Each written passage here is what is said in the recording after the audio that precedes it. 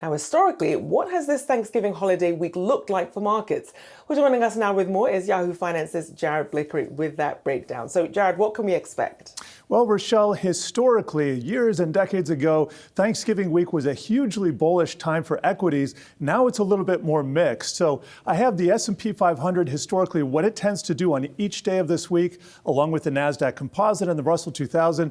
And the S&P 500, I'm going back to the early 60s, the Nasdaq early 70s, and the Russell the late 80s. And as you can see, Monday is the weakest by win percentage there. You can see less than 50% for all three of those indices. On Tuesday, things get a bit better. And then on Wednesday, that is when we have the highest win rate. And then for the entire week, you can see it is positive more than negative 50% of the time.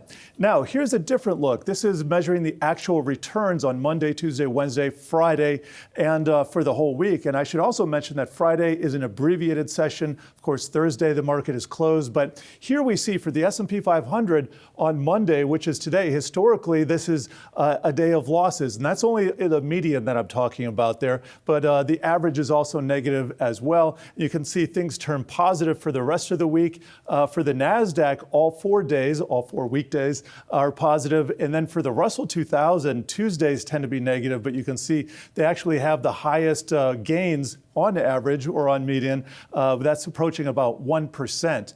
And then we can also dig into some of the sector action. This goes back to the year 1999, unless the sector has been created since then in a couple cases.